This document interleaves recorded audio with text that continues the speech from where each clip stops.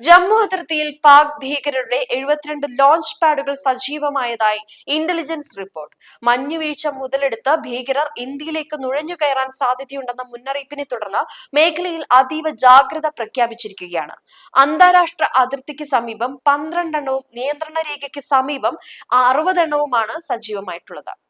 ജമ്മു അതിർത്തിയിൽ ഭീകരവാദം വീണ്ടും ശക്തമാകാനുള്ള പാകിസ്ഥാന്റെ നീക്കത്തെക്കുറിച്ച് ഗുരുതരമായ റിപ്പോർട്ടുകളാണ് പുറത്തുവരുന്നത്. അതിർത്തിയിൽ രക്ഷാസേനയുടെ ഏറ്റവും പുതിയ റിപ്പോർട്ടുകൾ പ്രകാരം ജമ്മു മേഖലയ്ക്ക് വിപരീതമായി പാകിസ്ഥാൻ ഭാഗത്ത് 72 ഭീകര ലോഞ്ച് പാഡുകൾ വീണ്ടും പ്രവർത്തന സജ്ജമായിട്ടുണ്ട്. ഇക്കഴിഞ്ഞ മെയ് മാസത്തിൽ ഭീകര കേന്ദ്രങ്ങൾ ലക്ഷ്യമിട്ട് ഇന്ത്യ നടത്തിയ ഓപ്പറേഷൻ സിന്ദൂർ എന്ന സൈനിക നടപടിയിൽ തകർന്നടിഞ്ഞ അടിസ്ഥാന സൗകര്യങ്ങളാണ് പാകിസ്ഥാൻ ഇപ്പോൾ പുനർനിർമ്മിച്ചിരിക്കുന്നത്.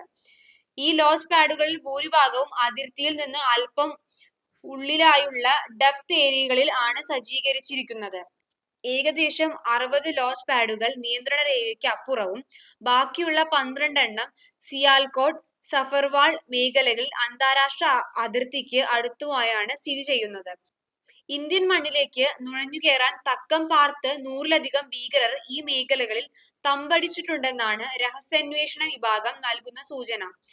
അതിശൈത്യവും മൂടൽമഞ്ഞും മുതലെടുത്ത് ജമ്മു, സാബ, കത്വ, രജൌരി ജില്ലകളിലൂടെ നുഴഞ്ഞുകയറ്റം നടത്താനാണ് ഭീകരരുടെ നീക്കം. പഴയ നുഴഞ്ഞുകയറ്റ രീതികൾക്ക് പുറമെ ആയുധങ്ങളും മയക്കുമരുന്നും കടത്താൻ പാകിസ്ഥാൻ ഡ്രോണുകൾ വ്യാപകമായി ഉപയോഗിക്കുന്നതാണ്. ഈ സാഹചര്യത്തിൽ ഇന്ത്യ സൈന്യവും പോലീസും ചേർന്ന് അതിർത്തി മേഖലയിൽ ഏരിയ ഡോമിനേഷൻ പരിശോധനകൾ കർശനമാക്കി. മൂടൽമഞ്ഞ് മറയാക്കി ഭീകരർ കടക്കാതിരിക്കാൻ തെർമൽ ഇമേജറുകളുടെ ആധുനിക നിരീക്ഷണ റഡാറുകളും അതിർത്തിയിൽ വിന്യസിച്ചിട്ടുണ്ട്.